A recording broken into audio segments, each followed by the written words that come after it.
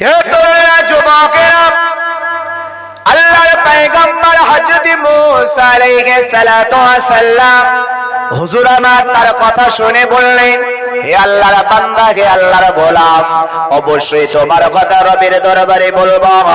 তিনি আর একটু রাস্তা গিয়ে গেলেন, যাবার পরে দেখতে পান একজন মহিলা রাস্তার ধারে দাঁড়িয়ে রয়েছেন। আল্লাহর পয়গম্বর মুসা নবীকে ডেকে বললেন, হে আল্লাহর পয়গম্বর মুসা, তুমি কোথায় যাও? মুসা নবী বলতে লাগেন, হে আল্লাহর বান্দি, আমি একটু আল্লাহর সাথে কথা বলবার জন্য তুর পাহাড়ের দিকে এগিয়ে যাই।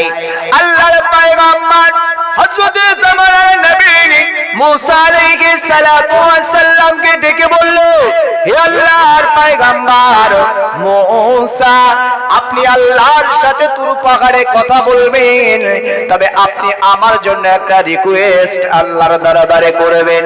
আমি একজন মহিলা, আমি সমাজের ভিতরে সবথেকে লাঞ্ছিত বঞ্চিত, আমি হলাম একেবারে অসহায়, আমি একেবারে গরিব দুস্থ। আল্লাহ আমাকে পৃথিবীতে এই অসহায় করে পাঠিয়েছেন কেন একটু আল্লাহকে জানবেন। আমি কি দুনিয়াতে একটু ধনী হতে পারি না? আমি কি দুনিয়াতে একটু পয়সাওয়ালা হতে পারি না? যদি আমি পয়সাওয়ালা হতে চাই, আমার সংসারে যদি সচ্ছলতা ফেরাতে চাই, আল্লাহর দরবারে জিজ্ঞাসা করবেন আমার করণীয় কি। একটু জিজ্ঞাসা করবেন, আমি খুব দুস্থ, খুব অসহায়।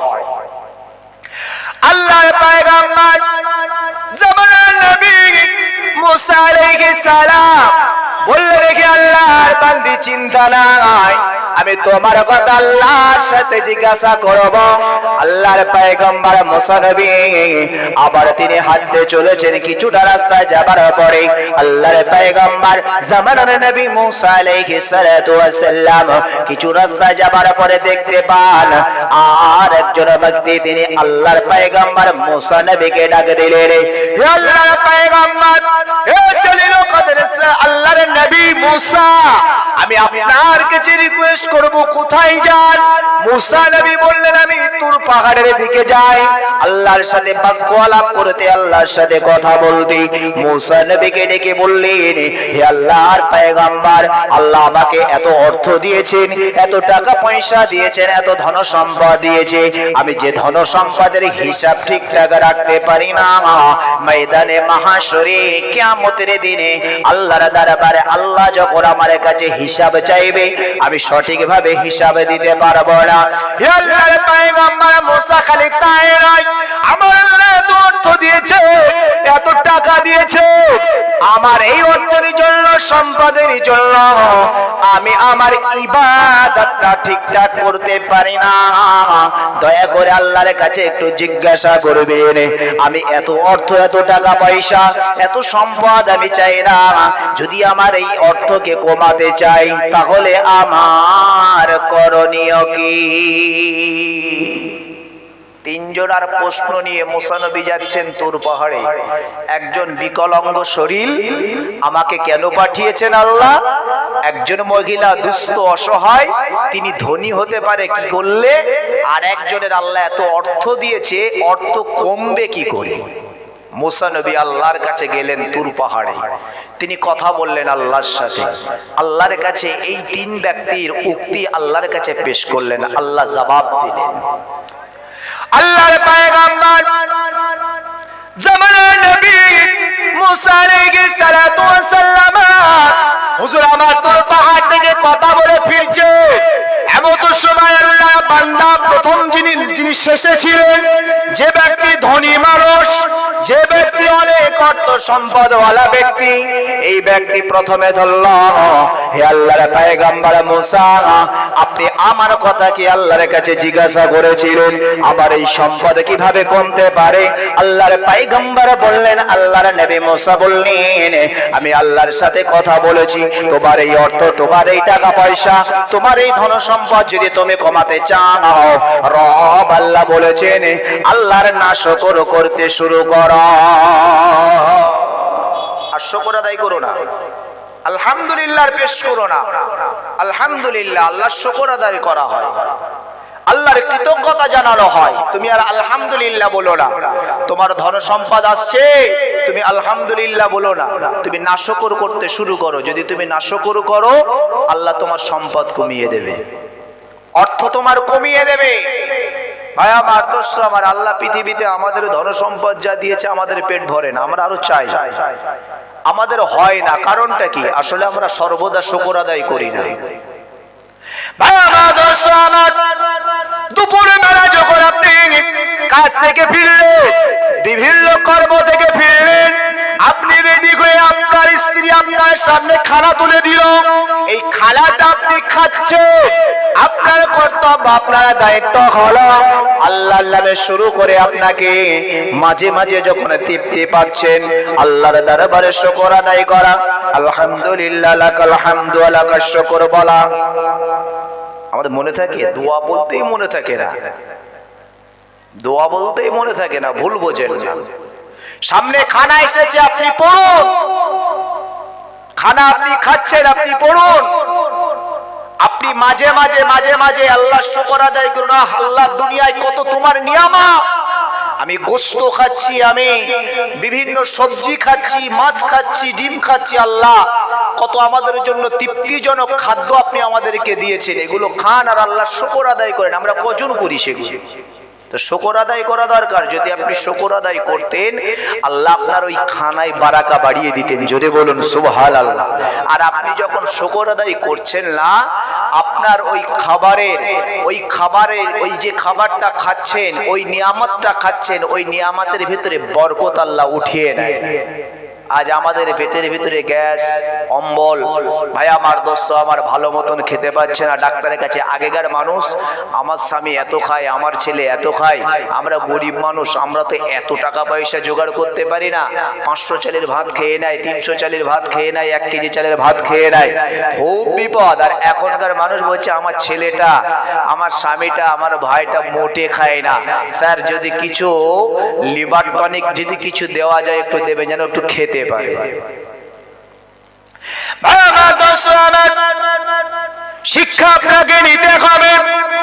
আজকের এত সুন্দর একটা দিনই মাহফিল কায়েম হয়েছে এই 22 পুকুরের জমিনে। ভাই আমার, দোস্ত আমার, বিশ্ব নবী সরকার দো জাহান নবী পাক সাল্লাল্লাহু আলাইহি ওয়াসাল্লাম বললেন, হে আমার উম্মত, উম্মতিরা, মনে রাখো, আমি বিশ্ব নবী জানিয়ে দিলাম, যেখানে দিনের মাহফিল হয়ে যায়, ওই দিনের মাহফিলে যদি কোনো আল্লাহর গোলাম, আল্লাহর বান্দা যদি বসে বসে বসে বসে কিছুক্ষণ জ্ঞান সঞ্চয়ের নেশায়, কিছুক্ষণ জ্ঞান পিপাসিত হয়ে কিছু এলেম অর্জন করবে, কিছু জ্ঞান অর্জন করবে, এই নিয়াতে যদি বসে যায়, ওই আল্লাহর বান্দাটাই যদি অন্য কোন রাতে আমার, দোস্ত আমার, 500 রাকাত আল্লাহর সন্তুষ্টির জন্য নফল নামাজ পড়ে, ভাই আমার, দোস্ত আমার, সারা রাত জাগরণ করে যদি কোরআন শরীফ তেলাওয়াত করে, সারা রাত জাগরণ করে যদি কালেমা লা ইলাহা ইল্লাল্লাহ মুহাম্মাদুর রাসূলুল্লাহ সাল্লাল্লাহু আলাইহি ওয়াসাল্লামে কালেমা পড়ে,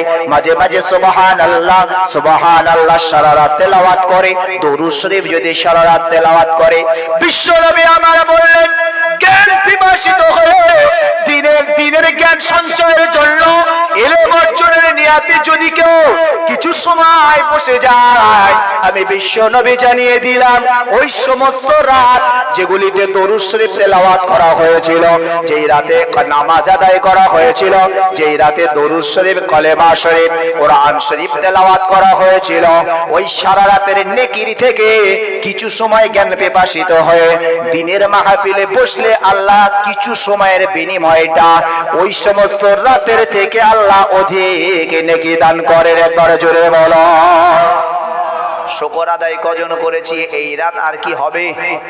কবে পাবে এই রাত? ঠিক আছে, বছরে একটা বার জলসা হয় গ্রামে, কিছু সময় রাত 12টা-1টা পর্যন্ত জলসা হবে। আমরা যদি সত্যি আল্লাহ শুকরগুজারি বান্দা হতাম, রাতে আমরা এই বিছানায় কেউ শুয়ে পড়তে পারতাম না, ঘরে শালার বউদের নিয়ে আড্ডা মারতে পারতাম না, আপনজন আত্মীয় স্বজনদেরকে নিয়ে হাসি ঠাট্টায় কাটাতে পারতাম না, মেহমানদারির জন্য যতটা সময় দেওয়ার, এই সময়টা দিয়ে আল্লাহ শুকর আদায়ের নিয়াতে কিছু সময় হলেও আমরা বসতাম। কথা ঠিক না বল?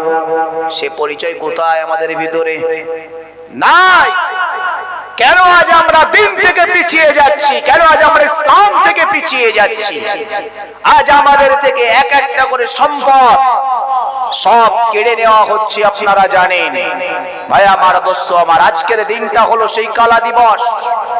ভাই আমার দোস্ত আমার, আমাদের জান সেই বাবরি মসজিদ, আপনাদের যারা আজকের সেই তারিখ, যেই তারিখ এই বাবরি মসজিদ ধ্বংস করা হয়েছিল, সেই তারিখ উল্লেখযোগ্য ভাবে আপনাদের বলাই যায়।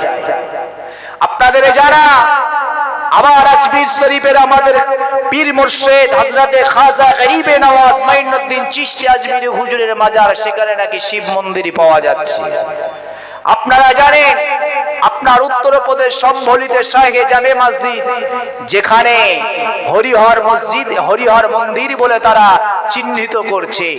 আপনারা জানেন জ্ঞানব্যাপী মসজিদ নিয়ে কিছুদিন আগে হয়েছে। কেন এই সম্পদগুলি চলে যাচ্ছে? আসলে ভাবছি না আমরা একবারও যে আমাদের কি কোনো ত্রুটি আছে? আজ আমরা ইসলামকে বুঝতে শিখিনি, আজ ইসলামকে আমরা প্রাধান্য দিই না। ওই জন্য আল্লাহ আমাদের এই নাশকর করার জন্য যারা কিয়ামতের দিনে আমাদের সুপারিশ শাফাত করবে, রাসূল বলছে কিয়ামতের দিনটা এমন কঠিন ভয়াবহ দিন হবে যে দিন সম্পর্কে কোরআন বলেছেন মানজাল্লাযী ইয়াশফাউ ইনদাহু ইল্লা বিইজনি, আমি আল্লাহ আমার কাছে বিনা অনুমতিতে কেউ আমার কাছে কারোর জন্য কেউ শাফাত সুপারিশ করতে পারবেন না। আমার নবী সম্পর্কেও বলা হলো, কিন্তু যদিও আমার আপনার নবী তিনি সুপারিশ করার সুযোগ পাবেন। এখানে অনেক লম্বা চওড়া একটা ইতিহাস আছে, আমি আলোচনা করছি না। বিশ্ব নবী আমার বলেছেন আমি মাকামে মাহমুদের সিজদায় যাব, আমি আল্লাহর কাছে সুপারিশ শাফাতের জন্য প্রথম চাইবো না, আল্লাহ নিজেই আমাকে সুপারিশ করার সুযোগ দেবে। হাবিব, আপনি কেন আজকের এই কিয়ামতের দিনে মাকামে মাহমুদের সিজদায় রত? আপনি মাথাটা উঠান, কপালটা উঠান।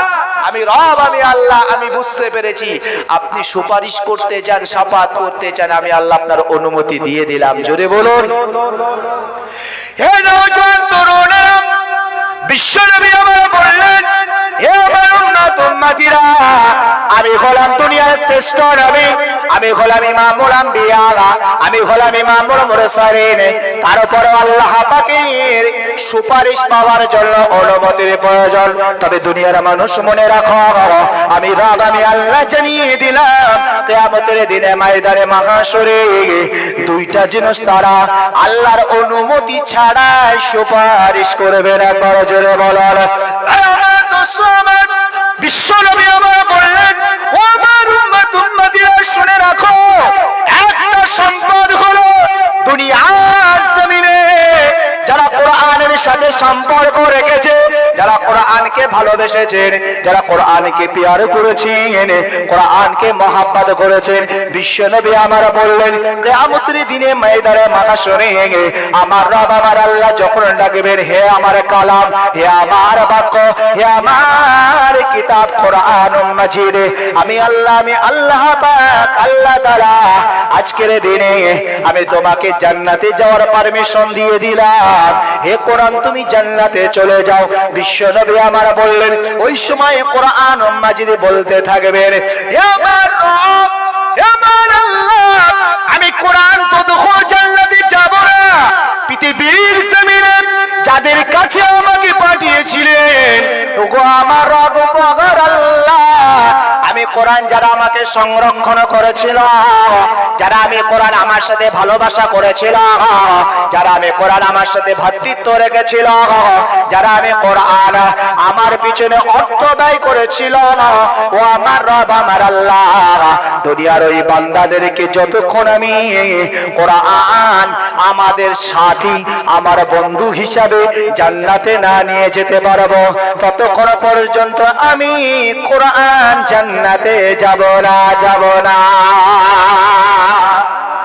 পৃথিবীতে কোরআনের সাথে ভ্রাতৃত্ব ভালোবাসা মহব্বত রাখবেন, মাদ্রাসার জন্য আপনারা দান খায়রাত করেন, আলহামদুলিল্লাহ, এগুলো আমরা করি।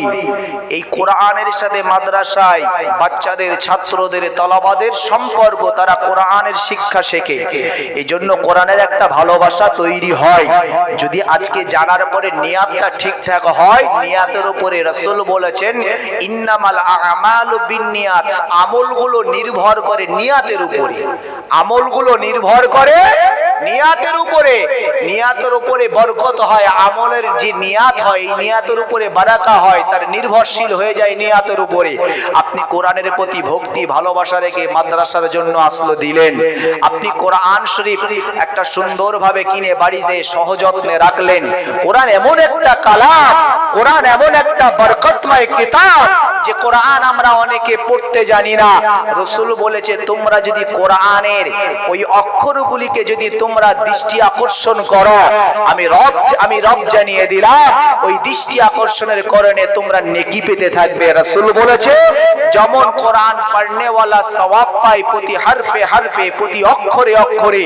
তুমি কোরআন পড়তে জানো না, কোরআনের প্রতি ভালোবাসা রাখো, আল্লাহর কালাম আল কোরআন আমি পড়তে জানি না, আহা, অন্তত কোরআন আপনি ওই অক্ষরগুলো চোখে দেখে দেখে দেখে দেখে আপনি লাইনগুলো আপনার চোখ আপনার দৃষ্টি দ্বারা বোলান। নবী বলছে যেমন পড়লে সওয়াব, দেখলেও সওয়াব। একবার জোরে হয় না? বিশ্বনবী আমার বললেন, হে আমার উম্মত উম্মতিরা, তোমরা যদি কোরআনের ওই হার, কোরআনের ওই আয়াত, কোরআনের ওই লাইন বলে তোমরা যদি তোমাদের আঙ্গুল দ্বারা যদি তোমরা বলিয়ে যেতে পারো, আঙ্গুলের ইশারায় যেমন ভাবে পড়া হয়, ভাই আমার দোস্ত, আমার বাচ্চাদেরকে আমরা ঘরে পড়াই করছি, তুমি হাত দাও, বলো অয় অজগার আসছে তেরে, ভাই আমার দোস্ত আমার, আমরা এগুলো বুঝি। বিশ্বনবী আমার বলেছে তুমি পড়তে জানো না, খালি মনে মনে ভাবে এটা আল্লাহর কালাম, আল্লাহর কোরআন। তুমি আঙ্গুলের ইশারা করে করে তুমি প্রতিটা লাইন তুমি এইভাবে বলিয়ে যাও। বিশ্বনবী আমার বললেন কোরআন পড়লে নাকি, কোরআন দেখলে নাকি, কোরআনের উপরে আঙ্গুলের ইশারা করে যদি পড়ার ভাবমূর্তিটাও তৈরি করতে পারো, আমি বিশ্বনবী জানিয়ে দিলাম তাতেও তোমাদের নেকি দান করা হয়। এমন একটা কালাম, এই কালামের সাথে আপনি ভালোবাসা তৈরি করুন, কালামের সাথে আপনি সম্পর্ক রাখুন, আপনি কালামকে প্রতিনিয়ত তেলাওয়াত করুন। বিশেষ করে যারা 5 ওয়াক্ত নামাজ পড়েন, নামাজি মানুষ যারা, তাদের তো কোরআনের সাথে একটা সম্পর্ক রয়েছে। সূরা ফাতিহা, আলহামদুলিল্লাহি রাব্বিল আলামিন, এই আলহামদু সূরা পড়েন, এই সূরাটা তো কোরআনেরই একটি সূরা। আপনি আলাম তারা, লিইলাফি, আরাইতাল্লাযী, ইন্না আতাইনা, এই যে সূরাগুলি পড়ে এগুলো তো কোরআনেরই সূরা, এদের অটোমেটিক কোরআনের সাথে একটা সম্পর্ক হয়। তাই কিয়ামতের দিন নবী বলেছে এই কোরআনের সাথে সম্পর্ক রাখার জন্য, 5 ওয়াক্ত নামাজি হওয়ার কারণে কোরআনের সাথে সম্পর্ক তোমাদের রয়ে গেছে, কিয়ামতের দিনে কোরআনের শাফাত তোমরা পেয়ে যাবে। একবার জোরে বলুন। ভাই আমার দোস্ত আমার, বিশ্বনবী আমার বললেন কিয়ামতের দিনে ময়দানে মাহশরে আমার রব আমার আল্লাহ পাক আল্লাহ তাআলা মসজিদকে ডাক দেবেন, আমার ইবাদতের ঘর, আমি রব আমি আল্লাহ এই পবিত্র মসজিদ আমি আল্লাহ তোমাদেরকে আদেশ করলাম, সারা জীবন তোমাদের ঘরটা ইবাদতের জন্য হয়েছিল, আমি রব আমি আল্লাহ এই পবিত্র ঘরকে আজ জান্নাতে যাওয়ার জন্য আদেশ করলাম। ওই সময় মসজিদগুলি বলতে থাকবে, হে আমাদের রব, হে আমাদের প্রভু মালিক আল্লাহ, না না ততক্ষণ জান্নাতে যাব না যতক্ষণ পর্যন্ত আমি মসজিদ আমার সাথে যারা সম্পর্ক রেখেছিল, দুনিয়াতে 5 বার আমাকে স্মরণ করে আমার ঘরে নামাজ পড়তে এসেছিল, দুনিয়াতে আমার এই ঘরকে সৌন্দর্য বানানোর জন্য যারা টাকা পয়সা খরচ করেছিল, অর্থ সম্পদ দান করেছিল, হে রব আল্লাহ আমি মসজিদ আমার সংরক্ষণের জন্য যাদের জান যাদের মাল বলে আমি জান মাল বলে আমি মসজিদ আমার জন্য কুরবান করেছিল, ও আমার রব ও আমার মালিক আল্লাহ, দুনিয়ার ওই সমস্ত গোলাম, ওই সমস্ত বান্দারা যতক্ষণ পর্যন্ত আমার ভিতরে প্রবেশ না করবে ততক্ষণ পর্যন্ত আমি মসজিদ জান্নাতে যাব না। তাই বিশ্বনবী আমার বললেন কিয়ামতের দিনে দুইটি বস্তু আল্লাহ পাকের অনুমতি ছাড়া দুইটি বস্তু তারা সুপারিশ করবে। এক নম্বরে হলো কোরআন শরীফ, দ্বিতীয় নম্বরে হলো মসজিদ। ভাই আমার দোস্ত আমার, তাহলে আজ আমাদের কাছ থেকে সেই আল্লাহর ঘর মসজিদ কেড়ে নেওয়া হচ্ছে। যারা কিয়ামতের দিনে এই মুসলিম জাতির জন্য, ইমানদারদের জন্য, মুমিনদের জন্য যারা কিয়ামতের দিনে সুপারিশ করবে, সেই মসজিদের সাথে আর আমাদের সম্পর্ক থাকছে না। মসজিদ চূর্ণ বিচূর্ণ করে দেওয়া হচ্ছে, মসজিদকে ভাঙচুর করে দেওয়া হচ্ছে, ইমানদার আল্লাহওয়ালাদের থেকে কিনে নেওয়া হচ্ছে। এটা আমাদের নাশকর করার কারণে না তো? নাশকর করার কারণে না তো মসজিদগুলি হয়েছে। ভাই আমার দোস্ত আমার, খুব জাঁকজমকপূর্ণ হয়েছে, কিন্তু মসজিদে মুসল্লি নাই। কি আপনাকে মসজিদ করতে বলেছিল? কোনো দরকার ছিল না। এলাকাবাসী একটা হোক, প্রতিটা পাড়ায় পাড়ায়, প্রতিটা গ্রামে গ্রামে এত মসজিদ দরকার ছিল না। ভাই আমার দোস্ত আমার, মসজিদ ভালো, আমি খারাপ বলছি না, কিন্তু সেই ভালোর যে কার্যকলাপ সেটাও তো থাকা দরকার। আপনার পড়াতে মসজিদ নাই। ভাই আমার দোস্ত আমার, আপনি নামাজি মানুষ, আপনি যদি মসজিদে যেতে পারলেন না, আপনি ঘরে বসে নামাজ আদায় করলেন। এখানে মসলাগত একটা ব্যাপার রয়েছে, আমি ওই মসলাগত বিষয়ে যাচ্ছি না। হয়তো মসজিদে যাওয়া সম্ভব নয়, আপনি ঘরে বসে নামাজ আদায় করলেন, আপনার সালাতটা আদায় হয়ে গেল, নামাজটা আদায় হয়ে গেল, গুনাহ আপনার হলো না। কিন্তু ভাই আমার দোস্ত আমার, আপনার মহল্লাতে একটা মসজিদ আছে, সেখানে আমরা 100 ঘর বসবাস করি। এই মসজিদের খোরাক হলো এই 100 ঘর বসবাসকারী যে সমস্ত ফ্যামিলি গুলো আছে, এই ফ্যামিলিতে যারা সাবালক হয়েছে, সেই সাবালক ব্যক্তিরা, অর্থাৎ একটা ফ্যামিলিতে বাপ যেহেতু সাবালক, ভাই আমার দোস্ত আমার, ছেলে যদি সাবালক হয়ে যায়, ভাই আমার দোস্ত আমার, নাতি যদি সাবালক হয়ে যায়, সবাইকে নামাজ পড়া ফরজ। হে নওজোয়ান তরুণেরা, বিশ্ব নবী আমার বলল, মসজিদের খোরাক, মসজিদের খাদ্য খোরাক, মসজিদে মুসল্লি নামাজ পড়তে আসবে, এই নামাজিরাই হলো মসজিদের খোরাক, এই মসজিদের খাদ্য হলো নামাজিরা। যারা সালাত আদায় করে তারা তাদেরকে ভক্ষণ করে, তাদের ক্ষুধা নিবারণ হয়। ভাই আমার দোস্ত আমার, এই 100 জন ঘর আছে, এই 100 জন ঘরে হয়তো আপনার 200 মুসল্লি হতে পারে। যদি আপনি শরীয়তের ভাষায় দেখেন, সাবালক যারা হয়ে গেছে, যদি প্রতিটা ঘর থেকে 2 জন করে ধরা হয়, তাহলে 200 লোক হবে। এই 200 লোকের খোদা হলো ওই মসজিদের। ভাই আমার দোস্ত আমার, এবার আপনি একটু ঘুরিয়ে বোঝান, আপনার পেটের খাবার 250 চালের ভাত খেতে পারেন আপনি। যদি 250 চাল আপনার বিবি আপনার মুখে না তুলে দেয়, ভাই আমার দোস্ত আমার, আপনি বলবেন এই কটা খেয়ে কি পেট ভরে? কি দিয়েছো? আমি এত রোজগার করি, এত ইনকাম করি, এত কিছু দিই, আর আমার জন্য এই কটা ভাত, আমার জন্য এই অল্প গোশের তরকারি? হ্যাঁ ভাই আমার দোস্ত আমার, 1 দিন 2 দিন 3 দিন দেখবে, পরের দিন স্বামী বলবে, ও এগুলো আমার সঙ্গে হিংসা চলছে, এগুলো আমার সাথে খারাপই চলছে, আমার সংসারের জন্য আমি আর কিচ্ছু করব না, দেখি তোমরা কোথা থেকে কিভাবে খাও। ভাই আমার দোস্ত আমার, স্বামী গুসা করে হয়তো বউয়ের নামে বদদুয়া করতে পারে, আমি এত টাকা পয়সা রোজগার করি আর তুমি ঘরে বসে বসে খানা বানাও, তোমার হাতে হাড়ি, তোমার পেটটা তুমি পরিপূর্ণ ভরাও, কিন্তু তুমি আমার চিন্তা করো না। ভাই আমার দোস্ত আমার, বউ তুমি ধ্বংস হয়ে যাও, বউ তুমি খারাপ হয়ে যাও, তুমি পেটুক ইত্যাদি বিভিন্ন কথা বলতে থাকে। ভাই আমার দোস্ত আমার, কারণ পেটের এই খোদা আপনার জবানটাকে নোংরা করে দিতে পারে। ভাই আমার দোস্ত আমার, এই গ্রামে তাহলে 200 মুসল্লি হওয়া দরকার ছিল, মসজিদের খাদ্য ছিল অতটাই, আপনি দিতে পারলেন না। 1 সাজ 2 সাজ 3 সাজ, 1 দিন 2 দিন 3 দিন 5 দিন 10 দিন। এবার আপনি বলুন, ওই মসজিদকে আপনার উপরে গুসা রাগ করবে না? রাগ করবে না? তাই নবী আমার বলেছেন, হে আমার উম্মতিরা মনে রাখো, পৃথিবীর জমিনে তোমরা মসজিদ বানিয়ে ওই মসজিদের বদদুয়া তোমরা অর্জন করো না, তোমরা ভালো কাজ করে তোমরা গুনাহে নিমজ্জিত হয় না, এটাকেই বলা হয় গুনাহ। মসজিদ আপনার মহল্লায় মুসল্লি যদি না হয়, পরিপূর্ণতার খোরাক যদি না দিতে পারেন, আপনার মসজিদে বানানো দরকার ছিল না, কেন আপনি বানিয়েছেন? আজকে আমাদের ক্ষতি কেন? আমি এই কথাগুলি তুলে ধরতে চাইছি ভাই আমার, দোস্ত আমার, আমি আলোচনা ভুলিনি। আল্লাহর পয়গম্বর হযরত নবী মুসা আলাইহিস সালাতু ওয়াস সালাম তিনি আবার আগে আসেন দ্বিতীয় ব্যক্তির সাথে কথা। ওই সেই মহিলা, যে মহিলা তিনি জিজ্ঞাসা করেছিলেন, তিনি আল্লাহর কাছে জানতে চেয়েছিলেন, আমি একজন অসহায় দুস্থ মানুষ, আমি একজন গরিব মানুষ, এই অসহায় দুস্থ থেকে আমি যদি স্বাবলম্বী হতে চাই আমার কি করণীয়?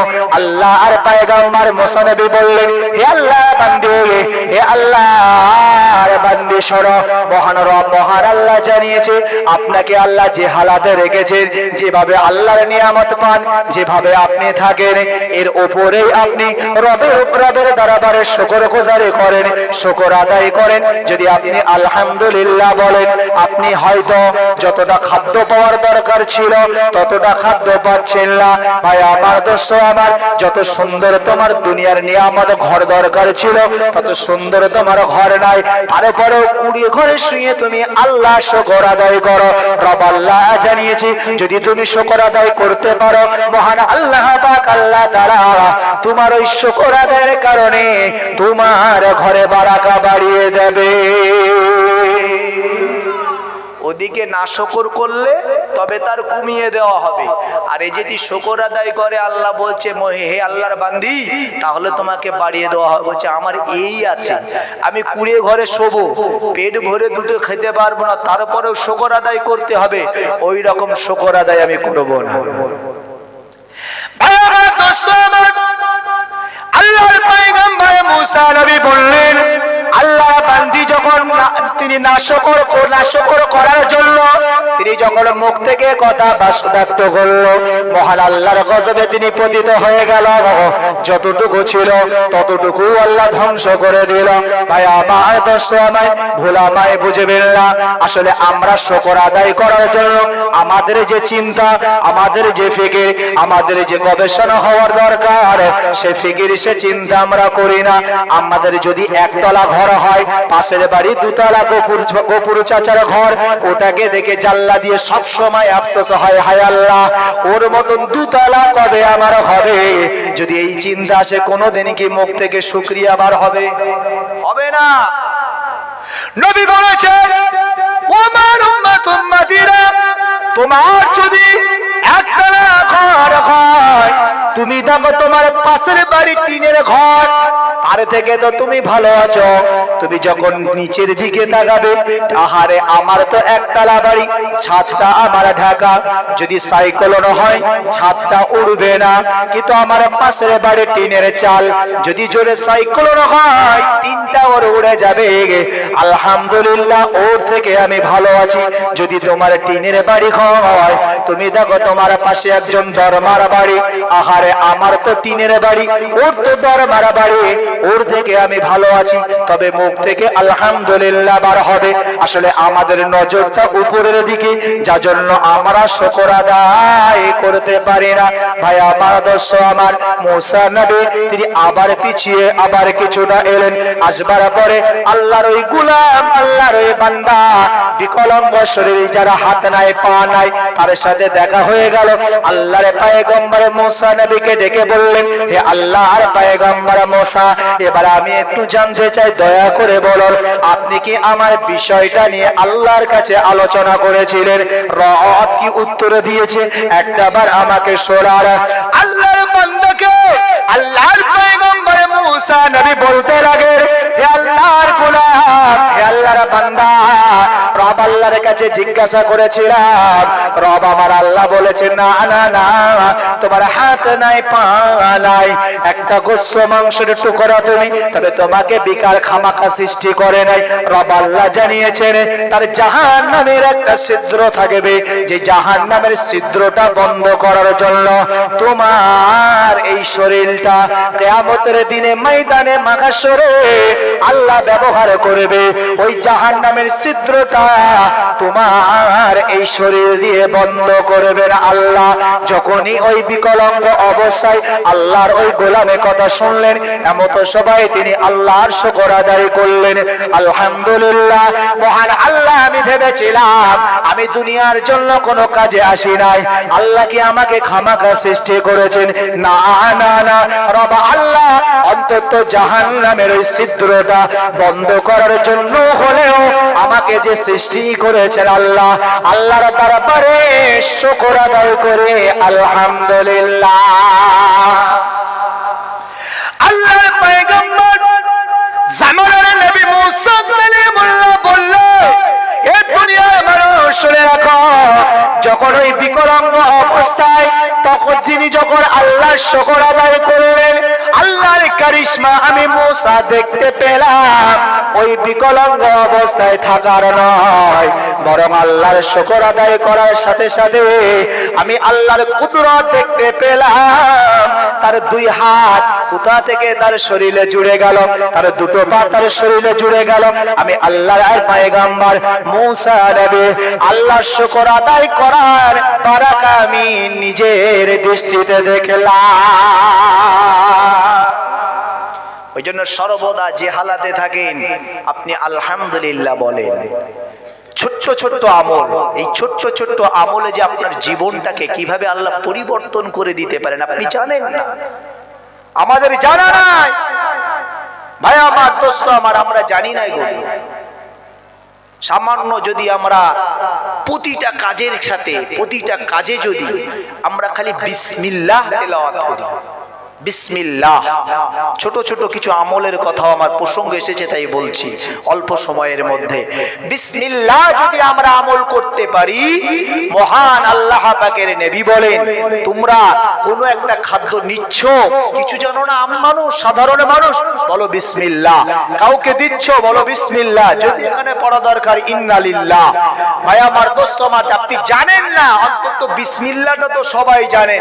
দিচ্ছেন নিচ্ছেন বিসমিল্লাহ, বাড়ি থেকে বার হচ্ছেন বিসমিল্লাহ, বাড়ি ঢুকছেন বিসমিল্লাহ।